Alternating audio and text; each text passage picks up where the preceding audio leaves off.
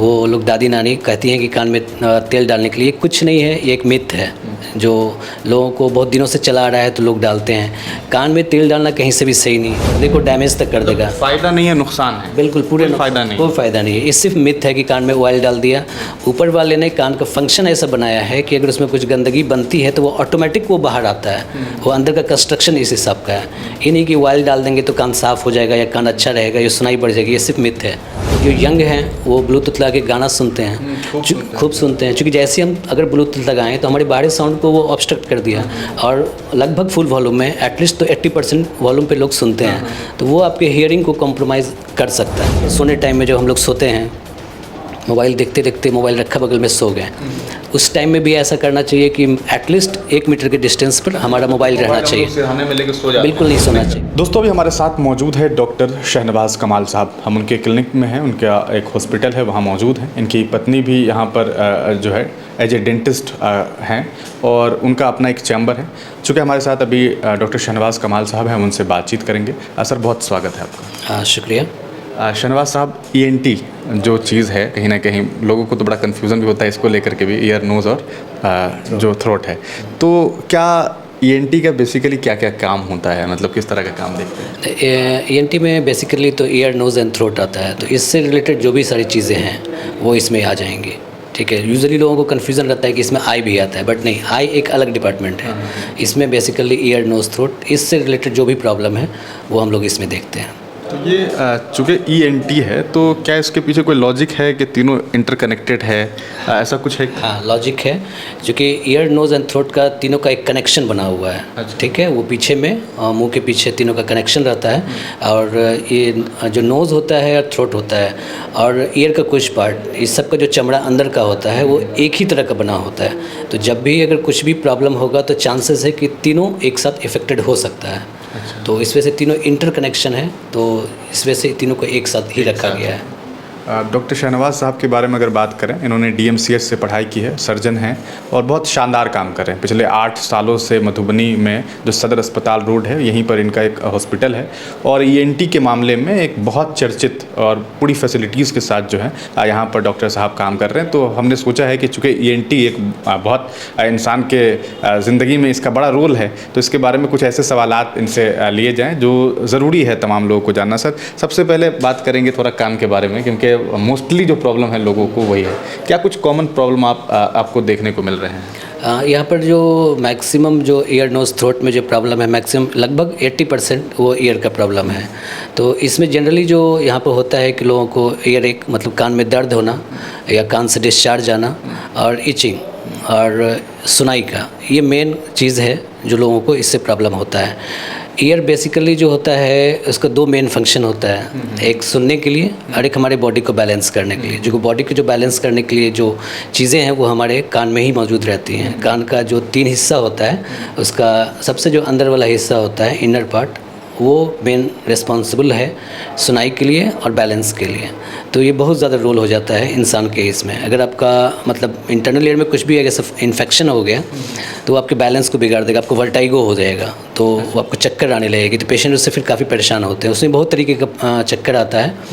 और दूसरा काम है सुनाई का, लेकिन मेनली जो प्रॉब्लम होता है वही यहाँ पर होता है, दर्द का, डिस्चार्ज का, सुनाई का, ये प्रॉब्लम यहाँ पर आता है। मैंने कुछ क्वेश्चंस जो है वो, चूँकि कान की बात है, तो मैंने जो कॉमन क्वेश्चन है जो आसपास में मैं देखता हूँ, वो मैंने सोचा कि आपसे पूछ लिया जाए। एक तो जो भी अम्मा दादी होती है, नानी होती है, बच्चों को पकड़ती है और सीधे कान में तेल डाल देती है, सरसों का तेल और पता नहीं क्या क्या उन लोगों का रिसर्च है।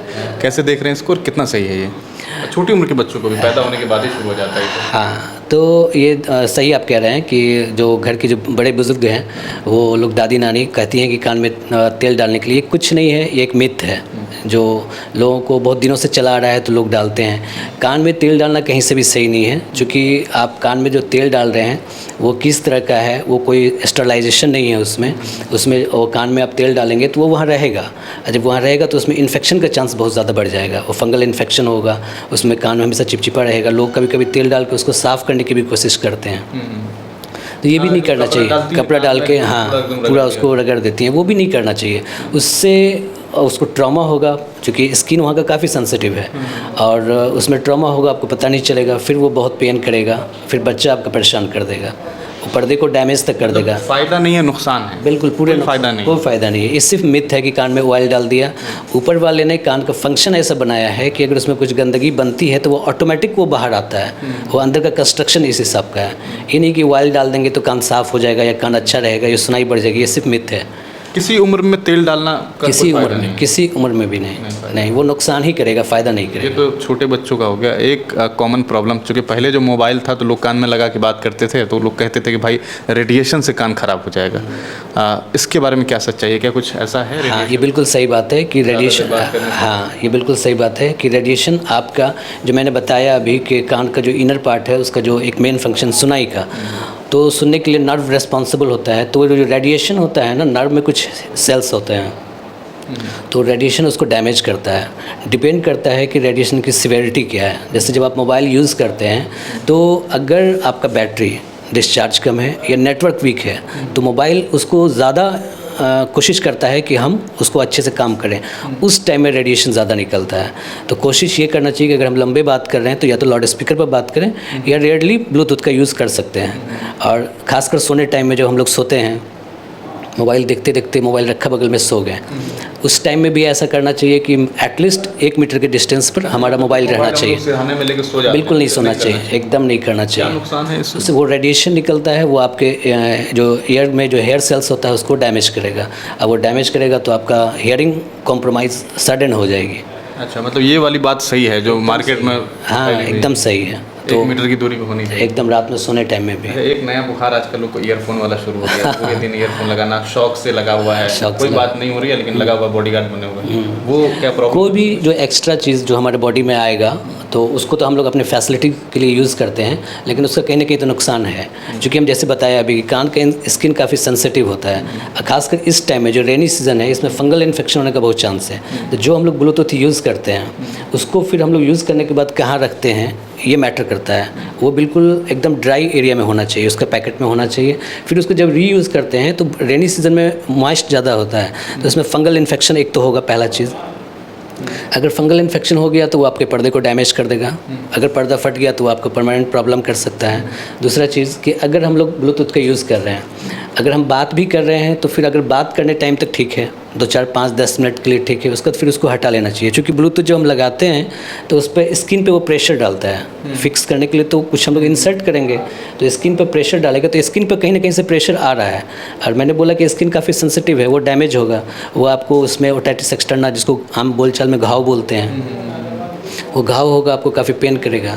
आजकल जो यंग हैं वो ब्लूटूथ लगा के गाना सुनते हैं, खूब सुनते हैं। क्योंकि जैसे हम अगर ब्लूटूथ लगाएं तो हमारे बाहरी साउंड को वो ऑब्स्ट्रक्ट कर दिया, और लगभग फुल वॉल्यूम में, एटलीस्ट तो 80% वॉल्यूम पे लोग सुनते हैं, तो वो आपके हियरिंग को कॉम्प्रोमाइज़ कर सकता है, जिससे एकदम ख़राब कर सकता है। और एक बार अगर हियरिंग लॉस हो गया तो वैसे कोशिश करनी चाहिए कि अगर एक बार हियरिंग लॉस हो तो विदिन 24 to 48 आवर डॉक्टर साहब के पास पहुँच जाए, तो चांस आपका है कि वो वापस लौट सकता है। अदरवाइज़ प्रॉब्लम करेगा, मुश्किल हो जाएगी। एक चीज़ मैं जानना चाहूँगा डॉक्टर साहब, चूँकि अभी अपने पर्दे की बात की, तो जनरली घर का पर्दा होता है, ये कान के पर्दे का क्या मामला है? मतलब किस तरह का पर्दा होता है ये, और क्या होता है ये पर्दे का? लोगों का पर्दा फट जाता है, बच्चों का पर्दा फटता है, क्या है इसके पीछे, कैसे इससे बचा जा सकता है? पर्दा जो होता है कि बॉडी का हमारा एक पार्ट है जिसका काफ़ी मेन रोल होता है, जो हमारा एक्सटर्नल ईयर का वो पार्ट होता है, टिम्पैनिक मेम्ब्रेन, और सुनने के लिए रिस्पॉन्सिबल होता है। सुनने के लिए एक्चुअली में 3 चीज़ होती है, जो पर्दा होता है, एक सुनाई की हड्डी होती है, एक सुनाई का नस होता है। तो ये तीनों चीज़ का ठीक रहना ज़रूरी है। और पर्दा बहुत ही थिन होता है, लगभग 0.9 mm का होता है ये। तो अब आप सोच सकते हैं कितना पतला रहेगा। 0.9 mm का होता है, तो आप सोच सकते हैं कि ये कितना पतला होता है। और अगर इसमें आप वो जो हम लोग साउंड सुनते हैं, जैसे अभी हम बोल रहे हैं, आप सुन रहे हैं, तो पर्दे में वाइब्रेशन होता है, तो वो वाइब्रेशन इतना कम होता है कि हमको पता नहीं चलता है। लेकिन अगर हम साउंड जो डीजे वाला बज जाएगा तो फट सकता है। हाँ, तो उससे फटने का तो चांस कम है, बट उससे आपका हियरिंग कॉम्प्रोमाइज़ कर सकता है। क्योंकि इस ईयर का भी जो साउंड सुनने की कैपेसिटी है, कहते नहीं कि वो डेसिबल में उसका साउंड की इंटेंसिटी हम लोग मेज़र करते हैं, तो 90 डेसिबल तक वो टॉलरेट कर सकता है। अगर आपका जो डीजे बजता है तो लगभग 120 या उससे ज़्यादा चला जाता है, तो वो आपको हियरिंग को कॉम्प्रोमाइज़ कर सकता है। आपको कोई मार दिया तो उसमें पर्दा फट जा सकता है।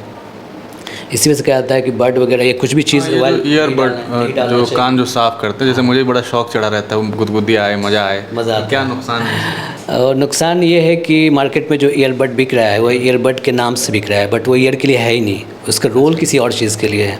हम लोग भी यूज़ करते हैं लेकिन कान के लिए यूज़ नहीं करते हैं, तो उसका रोल उस चीज़ के लिए है ही नहीं। क्या रोल है उसका? जैसे कि मान लीजिए हम लोग में बहुत सारी दवा का ओटी के टाइम में यूज़ कर सकते हैं उसका लगाने के लिए, कहीं कहीं पे छोटी छोटी जगह पे लिक्विड डाल के कहीं पे लगाने के लिए यूज़ करते हैं। या मुंह में टॉन्सिल में कभी स्टोन होता है तो उसको कंप्रेस करने के लिए भी उसका हल्का सा प्रेशर डालना निकल गया वो, तो उस चीज़ के लिए। कान के लिए वो नहीं है। अच्छा, तो बिक तो रहा है में वो बिक रहा है वो उसी चीज़ के लिए। कान को हम कहना, कान को खुद से भी क्लीन नहीं, ज़रूरत है या नहीं है ये साफ सफाई का? साफ सफाई करके एकदम घुमा रहे हैं, एकदम साफ कर रहे हैं। नहीं, हम कहना कि ऊपर वाले ने कान को ऐसा बनाया है कि वो सेल्फ क्लीनिंग होता है, वो खुद से क्लीन करता है। उसका कंस्ट्रक्शन ऐसा बना हुआ है, अंदर में हेयर होता है बहुत स्मॉल, तो वो उसका मूवमेंट आउटसाइड होता है। तो जो वैक्स नॉर्मली जो बनता है वही गंदगी है जिसको साफ़ करने के लिए हम लोग कोशिश करते हैं, तो वो ऑटोमेटिक वो बाहर की तरफ जाता है। लेकिन कभी कभी फिर भी तो वैक्स बन जाता है, तो उसको भी नहीं करना चाहिए क्योंकि ये ब्लाइंड प्रोसीजर है और एक्सपर्ट हैंड में ही होना चाहिए। मैंने बोला कि इसका स्किन काफ़ी थिन होता है और काफ़ी सेंसिटिव होता है, आपको चोट लगेगी पता भी नहीं चलेगा, वो आपको इन्फेक्शन करा देगा। तो वैक्स जब बन जाए और उसकी वजह से कोई प्रॉब्लम हो, जैसे कि आपको सुनने में दिक्कत हो रही है, कान में इचिंग ज़्यादा हो गया या हैवीनेस लग रहा है या पेन होने लगा, देन आप कोशिश करें कि अपने एक्सपर्ट से ही मिलके उसका सॉल्यूशन करें।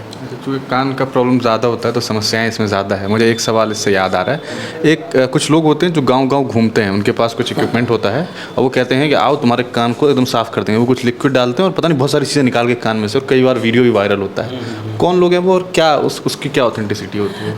ऑथेंटिसिटी तो बहुत ज़्यादा उनका नहीं है, इस वजह से कि चूँकि जो हमारा जो कान का जो पार्ट जहाँ से स्टार्ट होता है और पर्दा जिस लेवल पे रहता है वो 24 mm का डिस्टेंस होता है। दैट मीन्स कि 2.4 सेंटीमीटर हो गया। तो एक तो वो बहुत ज़्यादा अंदर कर नहीं पाएंगे क्लीन, वो मुंह पे ही करेंगे। और दूसरा चीज़ के जो उसमें कोई भी लिक्विड डालते हैं वो ज़्यादातर लोग गांव देहात में भी जो कंपाउंडर वगैरह होते हैं वो हाइड्रोजन पेरोक्साइड का यूज़ करते हैं। तो उसका यूज़ नहीं करना चाहिए। हम लोग कभी भी उसका ईयर में यूज़ नहीं करते हैं, क्योंकि करते ही नहीं है ईयर में यूज़ उसका, कान को क्लीन करने के लिए। डॉक्टर नहीं कर रहा, कंपाउंडर कर रहा है। हाँ, तो वो क्या होता है कि वो कान में डाल दिया, वो तुरंत उसको थोड़ा सा लूज़ करता है वैक्स को, और जो आउटर साइड में जो वैक्स होता है वो बाहर आ जाता है, लेकिन अंदर में अगर वैक्स है तो वो नहीं निकल पाता है यूजुअली। तो वो क्या होता है ना, हाइड्रोजन पेरोक्साइड वो काफ़ी सेंसिटिव होता है हमारे स्किन के लिए, तो वो हमारे पर्दे को या स्किन को डैमेज कर सकता है। तो कोशिश करना चाहिए कि उससे बचना है, उसको यूज़ नहीं करना चाहिए। और जो करते हैं बाहर में जो लोग साफ़ कर रहे हैं, जिनकी बात कर रहे हैं आप, तो उनसे भी बचना चाहिए, क्योंकि वो आपको ट्रॉमा करा सकते हैं। हमारे पास बहुत सारे पेशेंट आए जिनका पर्दा फटे हुए वो लेकर आए कान को सिर्फ साफ़ कराने के चक्कर में। कभी कभी क्या होता है ना कि हमारा जो पर्दा होता है वो एकदम वाइट दिखता है, बाहर से अगर दिखा, अगर गंदगी नहीं है तो वाइट दिखता है। तो एक ये भी लग जाता है, मिथ है कि वो है कुछ, वो यूजुअली लोगों को लगता है कि मोती है। तो हमारे पास ऐसे भी पेशेंट आए कि डॉक्टर साहब वो कान में मोती चला गया, और हम लोग गए दिखलाने के लिए तो बोला कि मोती है, वो निकाला तो ब्लीडिंग बहुत ज़्यादा हो गया। जब मेरे पास आए, मैंने ब्लीडिंग को उसको चेक किया, ब्लड को साफ़ किया, तो देखा पर्दा डैमेज हो गया, क्योंकि वो पर्दे को मोती समझ रहे थे। तो ये भी एक थोड़ा सा कॉन्सेप्ट गलत हो जाता है कि देख रहे हैं मोती है। तो जब तक कंफर्म नहीं है तब तक कुछ करना नहीं चाहिए, और कोशिश करना चाहिए कि ऐसा चीज़ है कि जिसको हम लोग को बाहर से देखने में दिक्कत होती है, बगैर मशीन की जब तक ना देखें तब तक क्लियर नहीं दिखता है। तो एक्सपर्ट से ही मिलके। छोटे बच्चे जो खेलते रहते हैं, कभी कभार बैटरी ले लिया, कुछ ले लिया, वो कान में डाल लिया गलती से, तो लोग उसे निकालने की कोशिश करने लग जाते हैं अपने से। क्या लगता है कि उसकी वजह से कोई प्रॉब्लम और हो सकता है? क्या उसके लिए रास्ते हो सकते हैं? वैसे तो कुछ भी अगर कान में जाता है तो कोशिश करना चाहिए कि एक्सपर्ट से ही मिले। सबसे ज़्यादा डेंजर बैटरी होता है, क्योंकि बैटरी जो भी होता है वो जैसे ही कहीं पर भी रहेगा वो एसिड रिलीज़ करेगा। तो वो एसिड जैसे रिलीज़ करेगा आपका पर्दा और अंदर का स्किन वो डैमेज करेगा।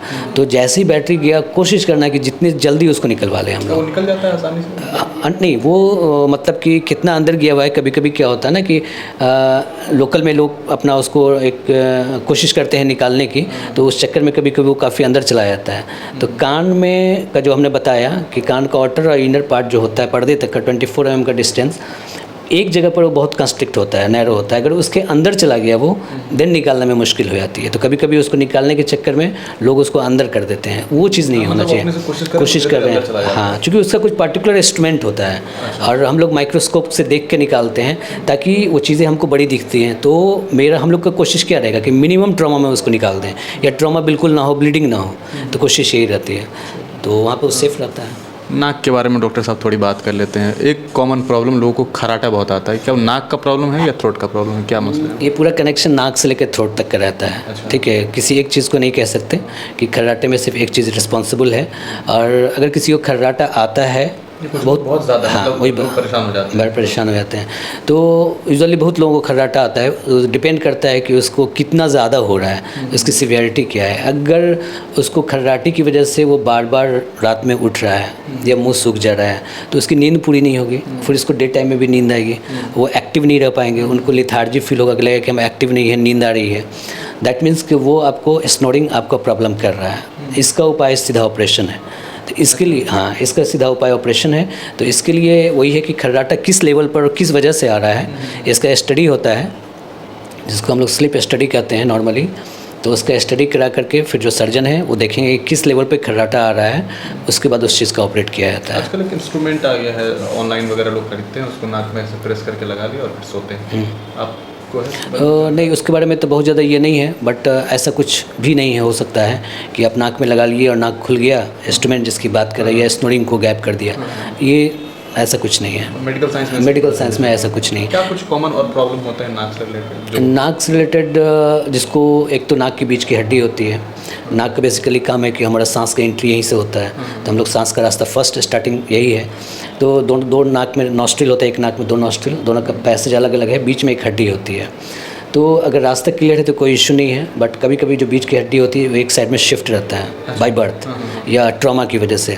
तो अगर वो नेज़ल ऑब्स्ट्रक्शन कर रहा है, सांस लेने में दिक्कत हो रही है, देन हम लोग ऑपरेशन की तरफ जाते हैं। तो एक तो ये हो गई कि जिसको हम लोग DNS बोलते हैं, नाक की हड्डी टेढ़ी हो जाना।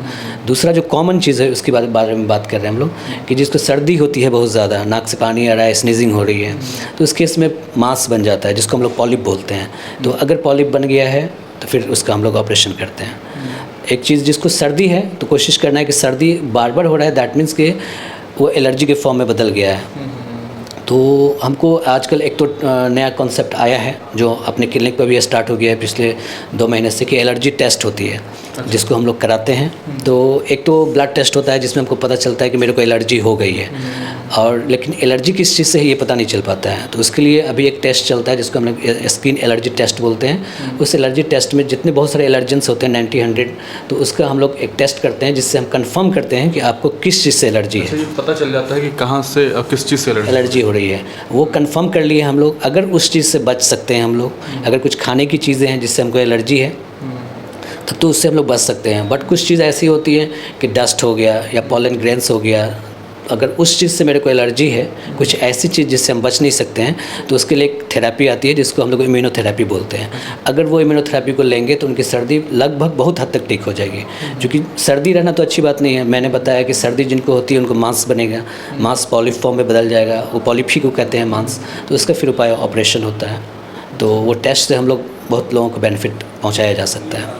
एक जो कॉमन प्रॉब्लम है थ्रोट की बात करें, थायराइड बढ़ना, और एक टाउंसिल अगर ये कुछ होता है कि टाउंसिल बढ़ गया है, और ये प्रॉब्लम टाउंसिल वाला बच्चों में बहुत ज़्यादा पाया जाता है। क्यों होता है ये, और इसके पीछे, क्योंकि थायराइड वगैरह वाले लोग बहुत परेशान रहते हैं।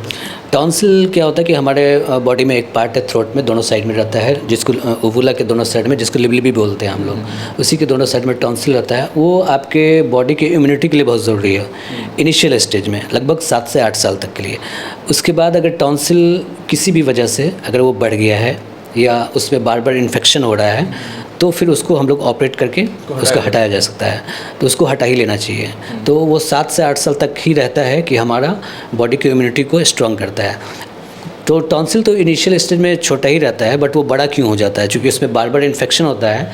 और हमारे इसमें यहाँ पर ये है कि लोग को प्रॉब्लम हुआ तो बगल में चले गए, कुछ मेडिसिन ले लिया, 2-3-4 खुराक ले लिया, दर्द ठीक हो गया, छोड़ दिया। नहीं, कोई भी मेडिसिन का एक प्रॉपर डोज होता है कि उसको प्रॉपर डोज में प्रॉपर ड्यूरेशन तक लीजिए, ताकि दर्द ठीक करना मकसद नहीं है कि हमारा जो टॉन्सिल जो उसमें इन्फेक्शन हुआ है वो बिल्कुल फिर अपने जितना साइज़ था उसका उस साइज़ में आ जाए, अपने पोजीशन में आ जाए।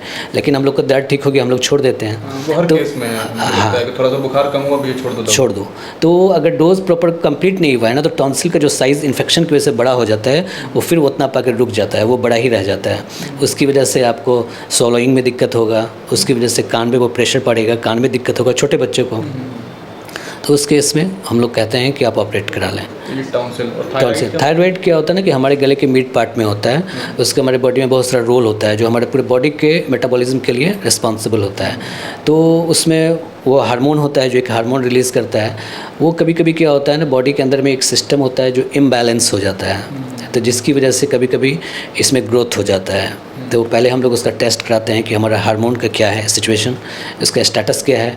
अगर नॉर्मल है तो फिर हम लोग देखते हैं कि क्या बीमारी है वो, चूँकि बीमारी उसमें बहुत सारी होती है, ग्वाइटर यूजुअली हम लोग आम बोलचाल भाषा में बोलते हैं। तो अगर वो साइज़ में बड़ा हो गया है और हमारा हार्मोन नॉर्मल है, उसमें बहुत सारे पैरामीटर्स है, उसको देखते हुए हम लोग डिसाइड करते हैं कि इनको मेडिसिन पर रखना है या फिर सर्जरी पे जाना है, उसको डिसाइड करते हैं। अब थोड़ी बात कर लें आपके, चूँकि आपके हॉस्पिटल में हैं, तो कुछ चीज़ें कि एक आम इंसान को, जैसे मैं हूँ, अगर मुझे लग रहा है कि मुझे कोई प्रॉब्लम नहीं है, लेकिन ये तो मुझे लग रहा है, तो क्या मुझ जैसे लोगों को कोई प्रॉपर टेस्ट हर साल या हर 6 महीने पे ENT से रिलेटेड करवाना चाहिए? कोई ज़रूरी चीज़ है ऐसा कुछ? नहीं, अगर आप सब कुछ ठीक है तो फिर मेरे ख्याल से कोई चीज़ कराने की ज़रूरत नहीं है, क्योंकि अगर आप नॉर्मली हैं तो फिर दिखाने की ज़रूरत नहीं है। एक होता है कि हाँ फुल बॉडी चेकअप में होता है कि अगर हम 40 प्लस में हैं देन हमको कुछ कुछ चीज़ें रूटीन टेस्ट जो होती है। ENT वगैरह का कोई रूटीन टेस्ट नहीं होता? हाँ, रूटीन टेस्ट ऐसा कुछ नहीं है कि जब तक कोई प्रॉब्लम ना लगे तब तक फुल बॉडी चेकअप करवाते हैं। हाँ, ऐसा कोई ये नहीं है। बस हमको क्या है ना कि जैसे कि हम लोग कान को साफ़ करते हैं वो नहीं करना है,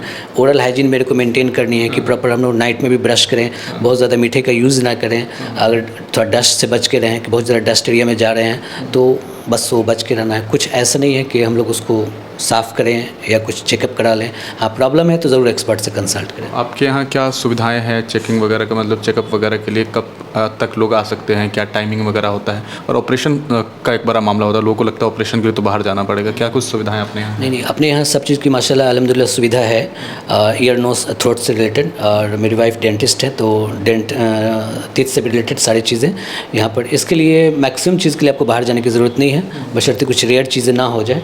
और मैं तो यहाँ पे 11 बजे से बैठ जाता हूँ, 5:30-6 बजे तक रहता हूँ। उसके फिर मॉर्निंग इवनिंग में फिर मेरा OT स्टार्ट रहता है। अच्छा, हाँ, OT रहता है। बाकी यहाँ पर सारा फैसिलिटीज़ लगभग है, जिसके लिए आपको ENT के लिए एटलीस्ट बाहर जाने की ज़रूरत नहीं पड़े, बशर्ते कोई ऐसा चीज़ ना हो, रेयर चीज़ या फिर कैंसर की तरफ हम लोग ना जाएँ। अच्छा, नॉर्मल फीस वगैरह क्या है आपके पास? मेरी फ़ीस तो यहाँ पर 500 है। हाँ, बाकी और प्रोसीजर, छोटी छोटी प्रोसीजर होती है, उस सब की चार्जेस फिर अलग अलग है, कुछ टेस्ट उस्ट के। मधुबनी में क्या कॉमन समस्या आपको नज़र आया अभी तक? कॉमन समस्या तो एयर से ही रिलेटेड है, उसमें ज़्यादातर आपको एयर डिस्चार्ज से रिलेटेड प्रॉब्लम आता है और हियरिंग का। कान क्यों बहता है लोगों का? कान बहना, उसमें मैक्सिमम चांस रहता है कि पर्दा फट जाता है, जिसकी वजह से कान भी बहता है। लेकिन एकदम ये श्योर नहीं है कि अगर आपका कान बह रहा है तो मेरा पर्दा फट गया, ऐसा भी नहीं है। तो मैंने जैसे बताया कि कान को क्लीन नहीं करना चाहिए या ऑयल नहीं डालना चाहिए, उससे क्या होता है कि इन्फेक्शन होता है। वो इन्फेक्शन अगर हमारे पर्दे तक पहुँच गया तो पर्दे को वो डैमेज करता है। डैमेज का मतलब ये नहीं हो गया कि मेरा पर्दा फट गया। पर्दे में 3 लेयर होता है, तो जो मेरा आउटर लेयर होता है ना, इन्फेक्शन उस लेयर को डैमेज कर देता है, उसकी वजह से भी कान से डिस्चार्ज आने लगता है, कान बहने लगता है। या मेरे को घाव बन गया तो उसमें घाव आ गया, वो फूट गया तो उससे भी कान बह सकता है। तो ये हमारे साथ डॉक्टर शहनवाज साहब थे और बड़ी लंबी बातचीत हुई। मुझे लगता है कि तमाम जो समस्याएं हो सकती है ये 3 चीज़ों की, उससे रिलेटेड और बहुत सारी जानकारी हमने ली है। सर, एग्जैक्ट लोकेशन क्या है? ये सदर अस्पताल में पंचबट्टी चौक है। हाँ, ये मेन रोड से आपको लगभग 300 मीटर वेस्ट में, पश्चिम साइड में, और पंचवट्टी चौक के नज़दीक लेफ्ट साइड में 3 मंजिला बिल्डिंग है, शहनवाज ENT क्लिनिक के नाम से। तो ये शहनवाज साहब थे, डॉक्टर शहनवाज कमाल साहब। इनसे बड़ी लंबी बातचीत हुई है। मुझे उम्मीद है कि आपको जो भी कॉमन समस्याएं हैं उनका जो समाधान है वो यहाँ से मिलेगा। और आपसे बड़ी गुजारिश है कि अगर आप लोग ईयरफोन वगैरह का बहुत जम करके इस्तेमाल करते हैं और ख़ास करके जो मोबाइल लेके सोने वाली आदत है हमारी तरह, तो इससे परहेज़ करने की बहुत ज़रूरत। बहुत शुक्रिया सर आपका वक्त देने के लिए। शुक्रिया, बहुत बहुत थैंक यू।